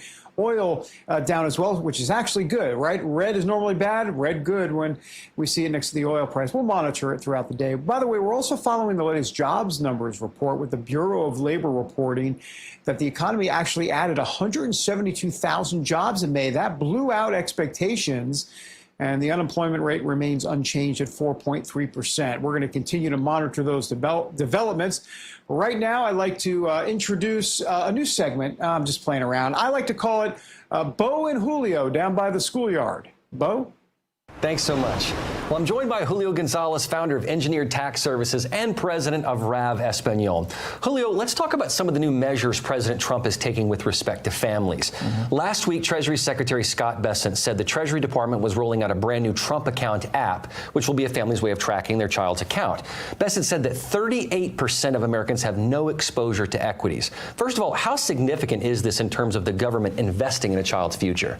That's everything. It's everything. You know, growing up in the Hispanic community, we use the mattress as our bank, right? So all the money, all the jewelry, everything was in sand. It was buried in the backyard. It was under a mattress, right? So, yeah, we've never really had exposure to equities. I mean, the furthest we would get to something like that is to go to a bank and get a CD. But even that was a stretch because, listen, you come from these countries where all of a sudden your money's in a bank and the bank's closed and you can't get access to it. So it's a big learning curve. Certainly things like this create much more opportunity for our Hispanic communities to participate in equities. It's a big step. We got to create that trust, right? And that's about literacy. Yeah, and you know, Scott Bessent also said that there will be resources on this app. This is great, called Learning Pods that will be educational in terms of financial literacy. You've talked so much and preached about financial literacy. So what kind of doors do you think this will unlock for people in terms of knowledge? Well, literacy is everything. Again, I think it's getting our money out of the mattresses, under the bed, you know, out of the different pots in our houses, and using this to springboard into equities and savings for our children. That's big. And obviously we're getting some contributions from the government as well. So these are big steps in having the education on your phone. I mean, listen, we're all tied to our phones no matter what culture you come from. So I think that's a big opportunity. Yeah, and you know, Bessent also said he thinks, and I thought this was a great statement, a new generation of shareholders. I thought that was a remarkable statement. You know, for so long, many Americans have had no stake in the game, and these Trump accounts usher in an entirely literate generation. Do you advise people, what do you advise when it comes to people becoming more financially literate? What's your advice to them? Yeah, I mean, it's all about outreach, right? And this platform creates that outreach. We do outreach every day for that community. I mean, again, it's tremendous steps coming from a Latin country where you're really afraid about your money. You're afraid to put it in a bank. You're afraid to put it anywhere except in your house, but you're afraid to do that as well sometimes because of theft, right? So, I mean, these steps are so tremendous, and the apps and literacy, but again, creating this literacy through this channel, it's just so brutally important. It's interesting you talk about those steps that Hispanic families have to take from going from the mattress to an asset, but how great that the president has provided this platform for people to make that jump. They never had that jump to take. Right, and now they do. I thought another unique topic Bessent addressed was digital assets, something I don't know a lot about, and he's stating that there will be no central bank digital currency and that the regulations would be right here in the USA. What exactly does that mean? Well, I think this is big, right? I mean, I think when you're relying on banks and the paper system, we're just still kind of in the dark ages in a sense, right? And it's time to get to digital assets and get to those currencies and go to the next generation. I think that's big for all of us. As long as it's regulated, it sounds like in the United States, which is where you want it to be, because otherwise it's the wild, wild west. It seems like. Well, we've seen a lot of people where it's not regulated, right? And it's offshore and they lose the assets, they can't find the assets. So I think it's big that we'll take charge of that. Well, you're so great, Julio, about sharing tips and advice, especially within engineered tax services and what you offer. Where can people go to learn more about your financial literacy tips and wisdom? Yeah, I think just text ETS to 26786. We have so much literacy on there, so much education, so much awareness. You can also text grants to 26786 and apply for grants, and I think that's a good opportunity as well. Well, thank you so much, Julio. All right, good stuff with Beau and Julio down there by the schoolyard, of course. All right, enough of me saying that. Let's quickly look at the futures because we're about to look at the present. But the futures, once again, pretty much holding steady, if you will, and that's not a good sign in the sense that there's a lot of red on the board, but the Dow up a little bit, so we'll see about that. By the way, that jobs report number, extremely impressive this morning. We talked about it at the top of the segment. Just to give you an idea, 188,000 jobs created in the month of May. And if you put that in perspective, analysts, the so-called business analysts, were expecting that number to be 88,000. So instead, 100,000 more than the analysts were expecting. That's obviously good news for the economy and, of course, for this administration, and most importantly, for you at home. All right, let's get ready for the opening bell at the New York Stock Exchange. It is sponsored by AMAC. The Association of Mature American Citizens is the conservative voice for Americans 50 and older. AMAC is fighting for the values that you hold dear. Join today. Together, we can write the course of America. Well, these people look so excited. Here's my question for you there in the chat. I'll get in the chat at the break, and I'm curious about this. Is this a bucket list thing for you? I mean, seriously, like if you owned a company, would you want to do this? I mean, maybe you would. I mean, I have like no desire to stand up there and cheer in my company. I don't. There's the bell. Sorry, I'm getting into like Dr. Phil territory. I mean, maybe this is a bucket list thing for people. Look how excited they are. Are they what flag are they waving? Let me just double check. Is that an American? I don't know. No, it's not an American flag. Is it? I can't tell. All right. What is it? Oh, it's their company. Okay. AstraZeneca. Still to come on American Center. Oh, I'm already going to break. Hold on. I need to look at the present. What am I doing? Where is Terrance? Terrance needs to do this. I don't know what I'm doing. Unchanged. A lot of red, some green. There you go. And that's called smart analysis here on the show. Still to come on American Sunrise, President Trump says Democrats, or as he calls them, Democrats, are cheating in the Golden State as primary voters go out to California's gubernatorial election. And those votes, by the way, are still being counted. First, though, Natasha Owen's new song, TDS, officially out now. Be sure to download it, drive it up the charts. Here's a short preview.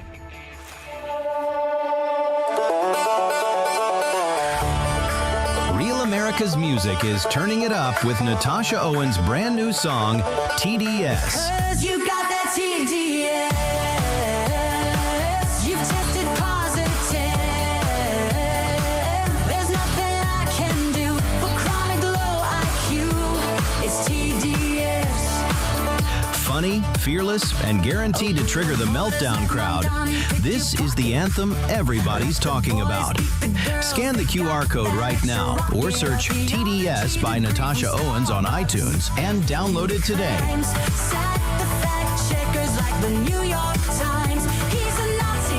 Let's run this song straight to #1, Rav family.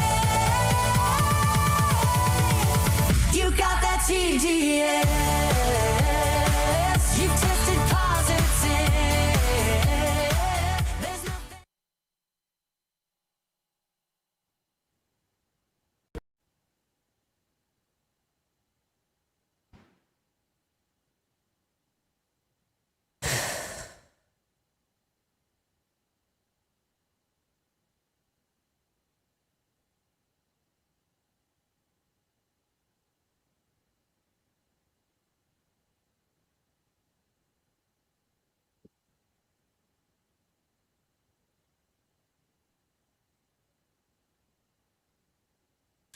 Good morning, Donna. Good morning.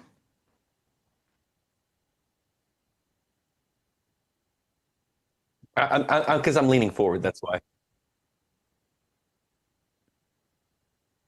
So I had Lego Man on earlier. Yeah. Gonna pick up where he left off. That's all thanks to Donna. This is how I'll be, but I'm having to write some stuff. I wouldn't even know him or have put all that together without you.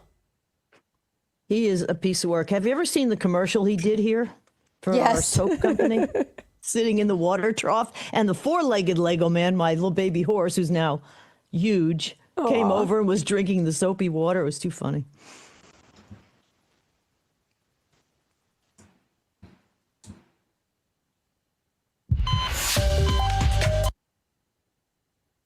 Oh, this is me. Hi, Donna. Sorry, I was in my own world. Good morning to you. You have been in your own world all day. All day. I put it this way. I'm going to be sending my therapist a copay after the show. You need a weekend. You do need the weekend, David. I need a detox. I need a Calgon bath.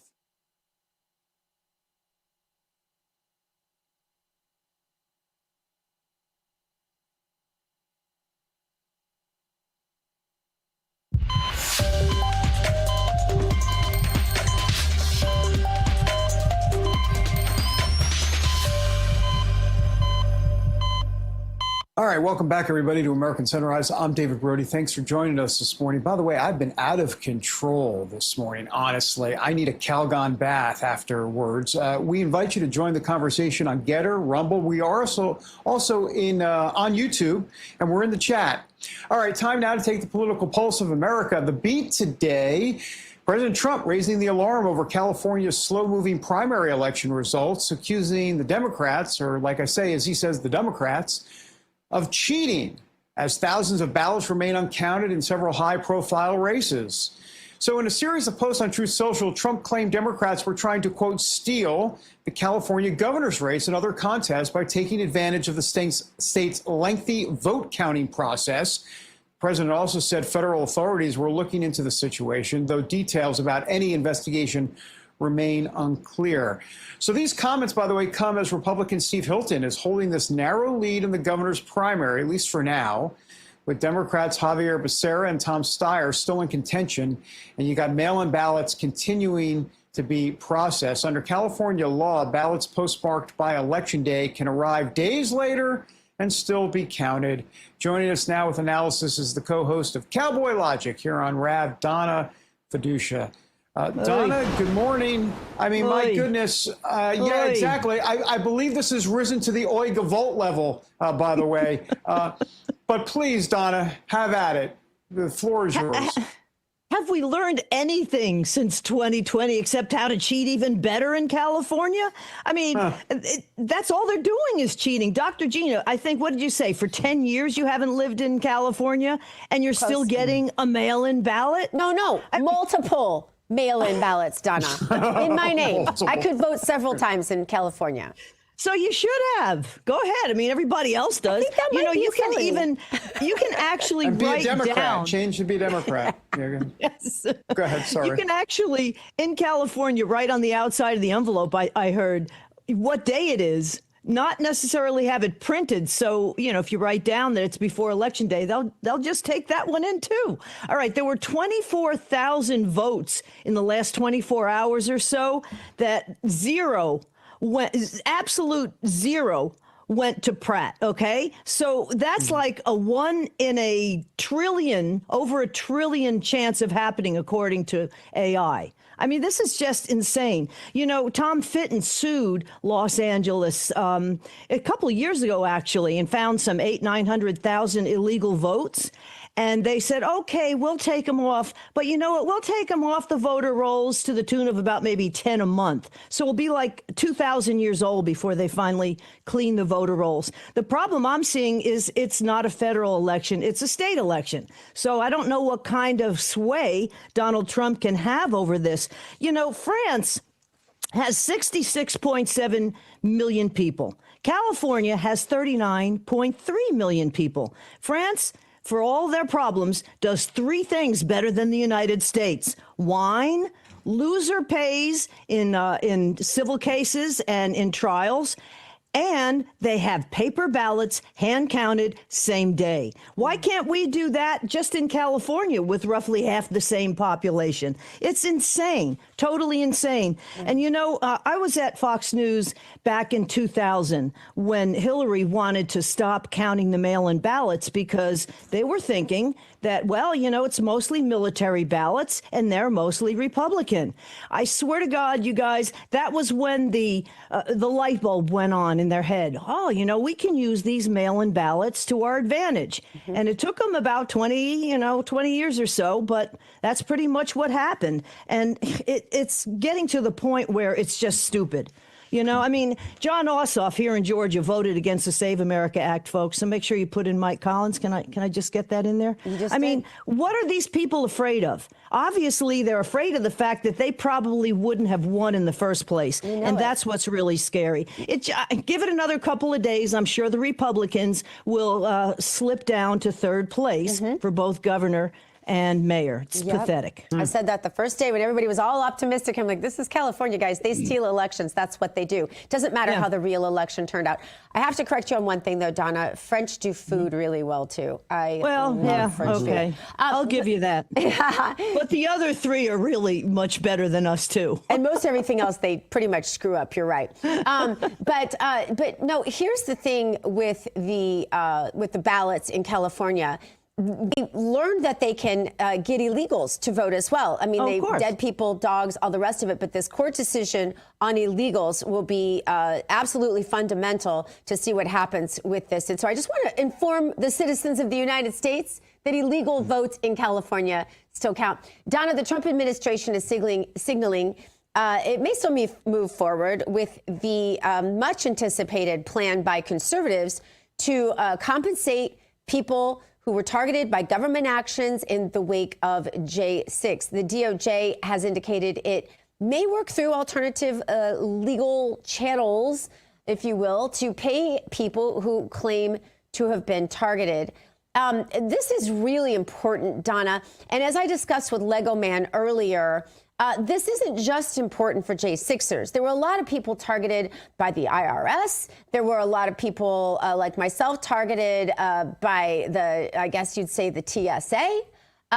There were a lot of people targeted as terrorists, a lot of influencers targeted as terrorists for going and speaking at J6, things like that. So, and then there were just a lot of regular old Americans who happened to be in Washington, D.C. that week, maybe not even for the rally, who were targeted. Donna, this list goes on and on. But the most important thing here is that our children never have to face this targeting. And that's why I think this fund is so critical.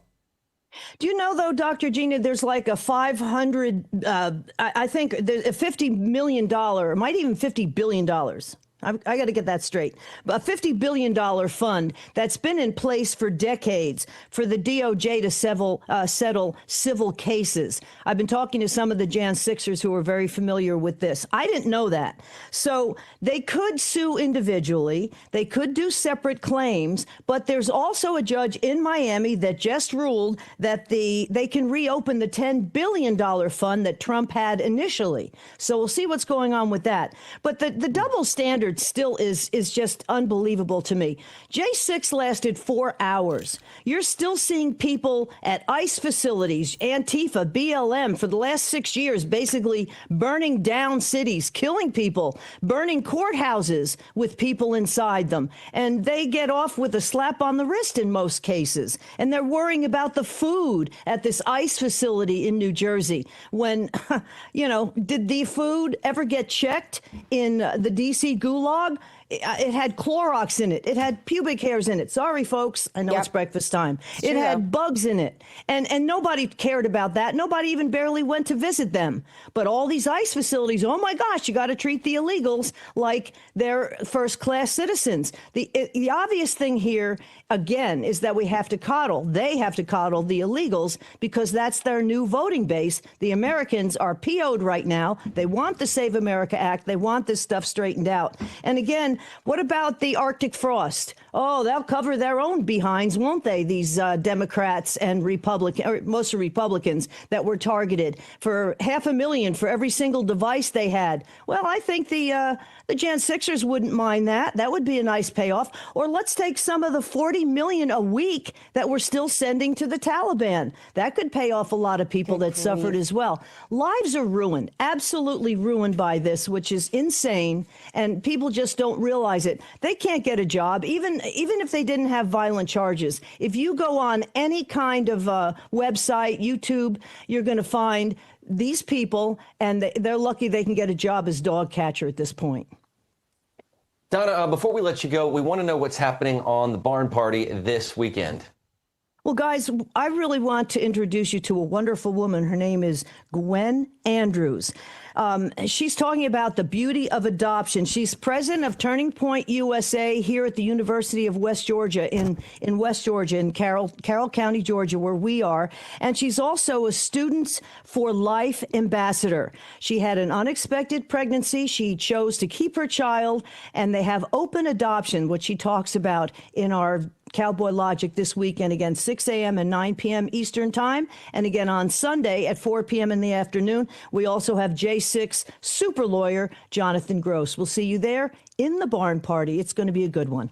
I love that topic, Donna. We did an open adoption of my son, Sam, as you know, who has Down syndrome, and his birth mother and I are the best of friends. We talk all the time. We actually even vacation together, believe it or not, so that she can spend time with Samuel. And it has been such just a God-breathed friendship. So that's really a special thing to discuss, open adoption.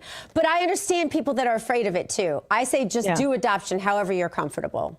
Exactly. But, you know, she was a freshman in college, and it changed her life.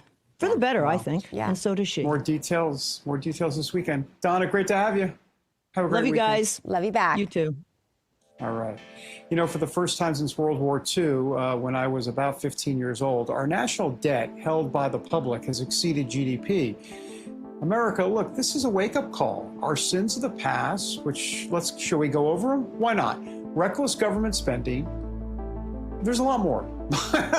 But they've caught up to us. So what's next? Well, higher inflation, higher prices, higher cost of living expenses, and higher interest payments on the national debt. Every dollar Washington spends on interest is a dollar it has to tax, borrow, steal, or print. Smart retirement planners prepare for potential setbacks, and they can do that by diversifying with a time-tested asset known for weathering the storm, physical gold, from our trusted friends at the Birch Gold Group. Here's what you do. You text the word America to the number 989898. And Birch Gold's going to send you a free info kit on converting an existing IRA or 401k into a tax-sheltered IRA in physical gold. The truth of the matter is, you don't pull the ripcord on your parachute once you've already hit the ground. That would not be a smart idea. Don't wait for economic turbulence to diversify or diversify. Text America to the number 989898. Again, that number, I should say text America to the following number, 989898. Own some gold from Birch Gold. All right, more American Sunrise coming your way after the break, everybody. Back in a moment. Get ready for new music from one of country music's rising voices. This Friday, Rachel Holt releases her brand new EP, Great Idea, a collection of songs filled with heart, honesty, and unforgettable storytelling. We've been working on this project for probably the last 2 years or so. I like to sing Real America's country music. We're trying to get the origins of country music back. A new release from Real America's Music. Download it now. Scan the QR code or search Great Idea by Rachel Holt on iTunes. Don't miss the new EP from Rachel Holt.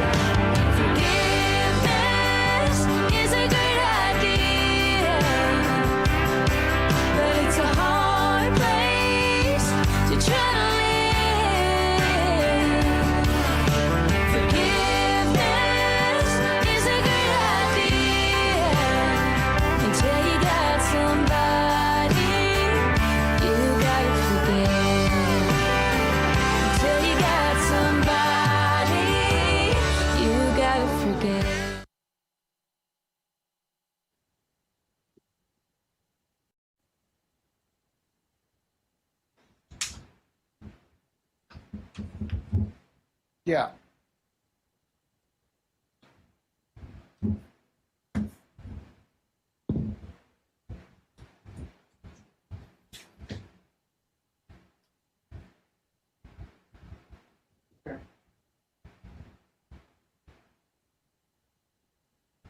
Yeah, why?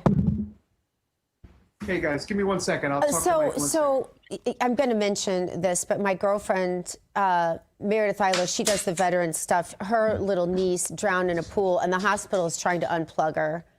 And so she asked me for prayer for the next hour. So I'm stopping to pray every chance I get. So that's the weirdness you're seeing in me. And I'm going to ask our audience at the end of the show as well to pray for her. Thank you, though, for asking.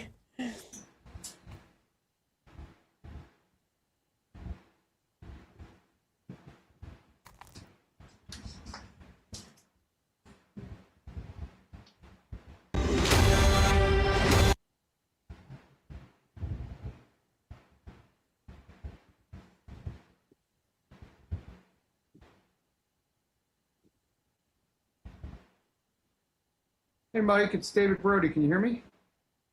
Hey, David, I got you. Can you hear me? All right, good. Yeah, I hear you well. All right, stand by. We're coming to you. Cool.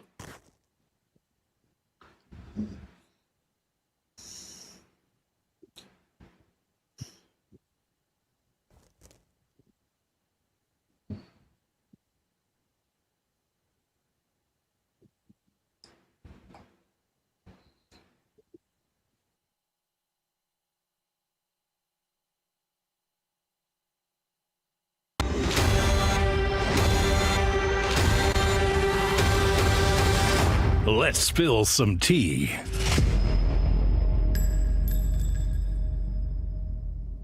Let's do that. If you're tired of that brutal coffee spike and crash every afternoon, the jitters, the fog, the energy roller coaster, we've got something new for you today. Introducing the Coffee Crash Detox Kit. 5 full sample packs of their strongest black teas designed for steady, jitter-free energy plus an exclusive sticker with a precision brewing magnet to make getting 2 bold cups per sachet simple and quick. For a limited time, this $69 value can be yours for just $39.95, and it even ships for free. All right, let's get into what's in the cup today, and that would be, of course, Artillery Tea CO founder Mike Britton. Mike, good morning to you. I tell you what, how many people listening right now feel like they're stuck on the coffee roller coaster? You get that initial burst, then the crash comes in the afternoon, you get the jitters, the brain fog. Tell us more about this Coffee Crash Detox Kit. Good morning. So they did actually a recent survey, and 36% of coffee drinkers, regular coffee drinkers, report that they experience side effects from coffee on a regular basis. And that would include jitters, the afternoon crash, brain fog, fatigue, all those things. So if you add in people that even sometimes feel side effects like that, it's pushing 50% of coffee drinkers. And so we put this kit together for these people specifically. And actually, I was one of those people. Tell us what's in the kit then. Help us through it. So it kind of explain the machinations and kind of the science, if you will, behind some of it and why you do what you do. Yeah, so in the kit, we have 5 sample packs. There's 3 tea bags each, 6 cups each pack. 4 of these teas are black teas. They're caffeinated. All 5 are caffeinated, and the other one is our most popular green tea. It has a little less caffeine, but tea is designed to give you that steady energy without the crash. There's something called L-theanine in tea that prevents the afternoon crash. So the caffeine stays in your system longer, gives you more steady energy for a longer period of time, and you don't get that afternoon crash. And we also included a magnet in there that will have brewing instructions. Since we offer full leaf tea, black teas and green teas and herbal teas, they all brew different. So we made a really easy reference cheat sheet there for brewing times, brewing temperatures for each different kind of tea. So it's kind of an all-in-one starter kit for people that are experiencing this coffee crash. That's great. And I also understand you're including a 30-day money-back guarantee. I mean, that kind of makes me ask the question, why are you so confident this kit is going to work for people? Why the confidence level? I'm sure it's high. Tell us. Well, I'm confident this will work for people because it worked for me. That's actually why I started this company, is because I was experiencing these coffee crashes and the afternoon brain fog and the fatigue. And when I switched over to black tea, it was overnight for me. All my sleep regulated. It used to keep me up real late, coffee, and my sleep completely regulated overnight, and the coffee crashes stopped. And so I wanted a kit that would kind of summarize my experience and hopefully help other people with the same problem. That's fantastic. So, Mike, how can people go get this? Where do they go, and what do they do specifically? Yeah, you can scan the QR code on the screen to go right to the product detail page for the Coffee Crash Detox Kit. You can also just go to artilleryteaco.com and shop our discounted bundles. And like you said at the beginning, for a limited time, we're offering this kit, a $70 value for $40, and you'll get free shipping as well. Very nice. Mike Britton, great to have you. Your name is Mike Britton, but you're American as they come. We appreciate you. Thanks, David. Thank you so much. All right. Dr. G standing by. I believe she's sitting down, but she's also standing by, which she's going to have to explain in a second, about the top story she's keeping her eye on today. That's the one to watch after the break. Don't miss it, everybody.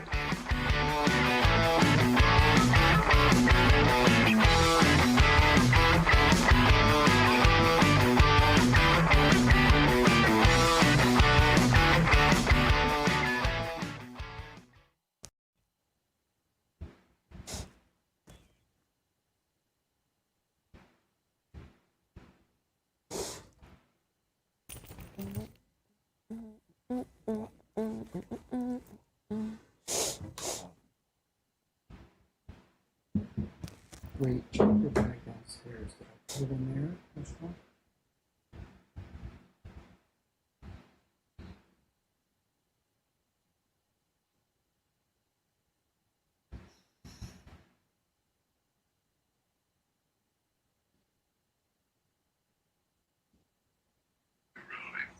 Yes, Dad. Fruit is sitting. I can say to Lena, standing next to the cabin, aged.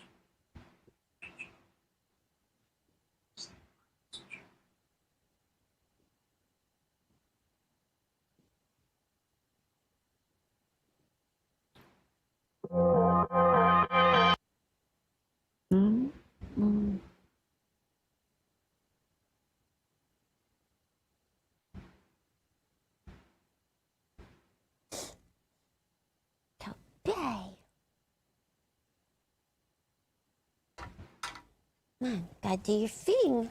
Gotta do your thing, Papa. Jeez. To the desktop. Or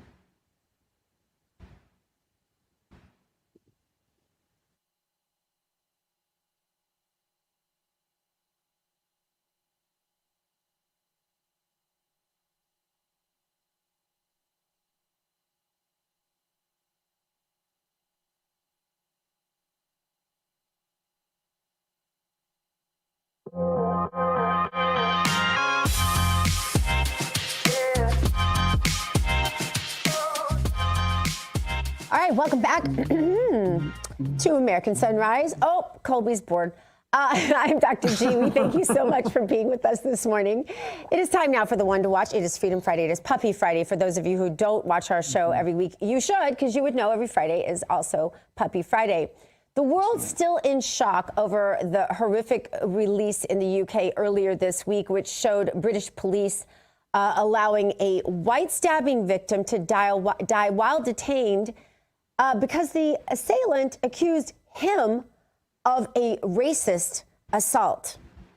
In a broadcast earlier this week, Tucker Carlson revealed some alarming statistics surrounding the impact mass immigration has had in both the UK and in the United States. Listen here. In the last 5 years of new jobs created in Britain for young people, British firms hired one white Briton for every 27 foreigners. And those statistics aren't so different in the United States. 90% between 2020 and 2025 of all new jobs created in the United States went to foreigners. 90%. Jaw-dropping numbers, David Brody. yeah, well, look, I want to talk a little bit more about the Muslim issue in the UK, which is not exactly what we're talking specifically about here, because he's talking about job numbers and all that. But I think that rolls into all of it. But I'm going to pass on this one, and I'll tell you why. Not the issue. Don't get me wrong. The issue is important. I'm not saying that. But when Tucker speaks, I'm sorry. I know it's about Tucker, but I have a problem. I'm sorry. I'm not going to listen to Tucker Carlson to give me statistics, and I haven't researched it myself. And we always tell everybody here on the show to research yourself. Don't listen to us. Don't listen to Tucker. Don't listen to any. Go find out for yourself what the real truth is. And that's what I'm going to do. So Tucker says that. I'm not saying I disagree with what he's saying. I just want to research it myself, because I've come to learn one thing about Tucker. I don't really trust him much anymore. And that's the truth. I mean, David, there's a video of what happened in the UK. No. I'm not talking about the incident. I'm not talking about the incident. Well, you could talk about the incident. Yeah. Oh, okay. Well, the soundbite was about jobs and statistics that he was citing, so I was referring to that. I think he was talking about the more umbrella issue, which I think is really important and something that we don't discuss here in the United States, just like they don't discuss in the UK. But in the UK,